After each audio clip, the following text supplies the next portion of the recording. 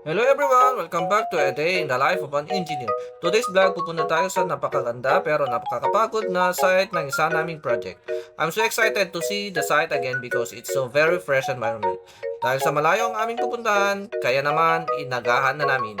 At dahil paniguradong maubos ang aming energy sa pupuntahan naming site, nag-recharge muna kami sa nadaanan naming kainan. Napakasarap ang mga paninda nila dito kaya always kami nag-stop over dito kapag nagpupunta kami sa mga North projects namin. Halatang halata sa subo ni Vloggeries. Tignan nyo. Ha ha ha. Ayan, tapos na ako. Kaya wait na lang natin ang kasama nating Vloggeries soon. Dahil sa full charge na kami, nagpalpa kami basit then go ulit. Nga pala, nakabayad na kami ditan di ko lang pinakita. Let's go! Fast forward. Madadaanan pala natin ka-NG ang Camp Cape Buedor. Well developed na siya ngayon. Kung makikita nyo sa bandang kaliwa, may golf course pa sila at mga picture taking areas with tanks, airplane, and other marine vehicles na pandigma na ginamit noong kapanahunan nila. Hindi sa atin kasi bata pa tayo. Hehe. Papakita ko yan next time ka-NG. Stay tuned sa aking Facebook. At dito naman madadaanan natin ang papuntang lighthouse sa bandang kanan.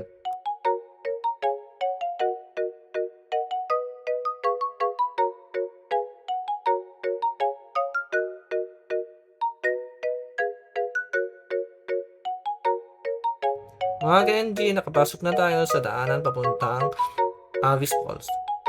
At sa kasalukuyan pa lang ginagawa ang daanan kaya ganyan ang daanan ngayon at lubak-lubak. Kaya hindi kami makapatakbo ng mabilis kaya dahan-dahan lang hanggang makarating kami.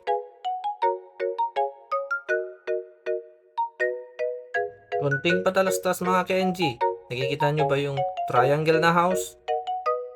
Yan, ang ganda. Kompleto yan sa loob. Dahil sa okay na yung daanan, pinabilis na namin konti pero konti lang talaga kasi rough road na naman.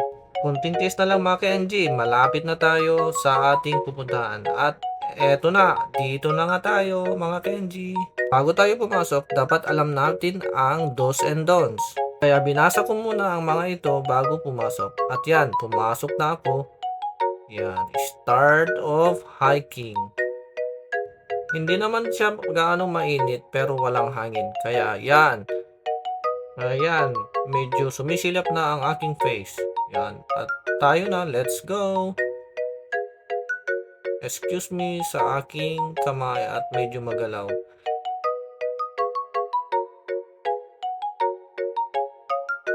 Ayan, very green. At dyan pala, nagtaka ako may aso. Baka yan nagbabago pag gabi. Haha, joke. Yan, paakyat na at medyo hingal na. Kaya yan, pakita muna tayo kunti. Ikot-ikot.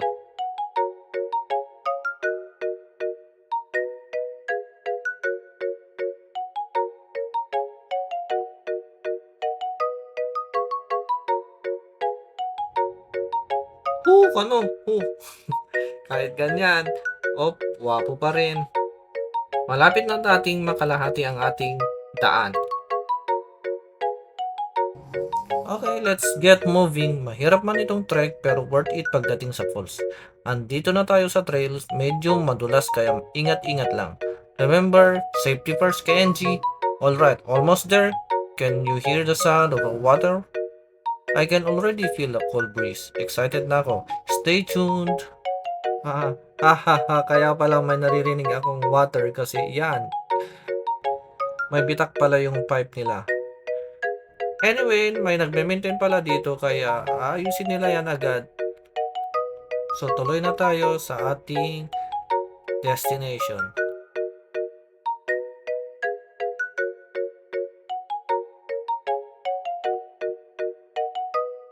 Sa bridge na kakaiba.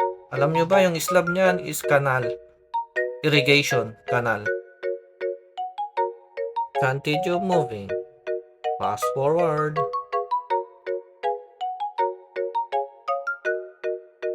May ilalagay pala kami dito na kasama sa project namin sa Avis Falls. Let's continue moving. Dahil sa Gorgorowe din, binilisan na namin ang paglakad. And fast forward! And we almost there. Konting lakad na lang mga ka-NG. At dito na tayo in a second. Tabi-tabi po, padaan. May balite. Pag wala pang tubig yung falls, yan. Ganyan ang kulay ng tubig ng Avis. Green. Pero malinis yan. Green lang talaga ang kulay. Pasok pa tayo konti at makikita na natin ang ating project site mismo. Mga ka-NG, kaya pala green ang tubig kasi ang mga duwende na nagluluto ng green curry sa ilalim ng falls. Sobrang sarap, naghalo na sa tubig. Ha ha ha! In reality, it's all about the mineral and algae that thrive in the water, giving it that beautiful green hue. Pero mas masaya yung churi. Diba? Ha ha ha! Dito na pala tayo guys kung ano-anong pinagsasabi ko. Yan. Paakyat na tayo doon sa CR. Public CR for the visitors. And here we are. Dito na tayo sa mismong site ng ating project. Gagawa tayo ng isang deck dyan na continuation dito sa tinatayuan ko ngayon. Mga ka-NG, pag nakikita yung tubig na yan, ang puti-puti. Nakikita nyo rin ba yan? Pa-smile-smile lang pero wet na yung shirt. Dahil sa tapos na kami mag-site, yan, kasama ko si Mang Lucky, the vlogger is soon. Hindi na kami nagtagal at bumalik na kami sa aming sasakyan kasi agurgurood na. And kawawa naman kami pag magalis ng daan pauwi. So mga ka-NG, let's say fast forward. Ponas-ponas langit and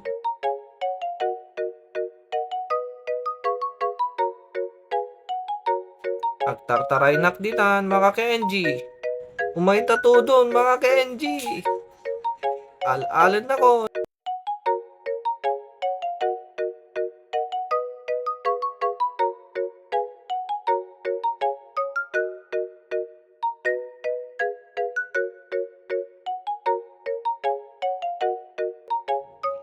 Sa wakas mga ka-NG, dito na tayo sa ating sasakyan.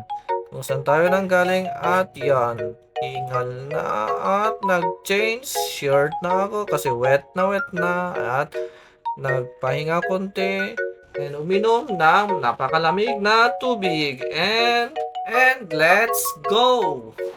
At dahil sa medyo gutom na kami, dumaan ulit kami sa may kainan. At ito ang in-order namin na paksiw. Kahit mainit ang panahon, kasing init ko dahil hot na hot. Ha ha ha. And right after that, umuwi na kami. That's all for today. Thank you for watching. See you next time!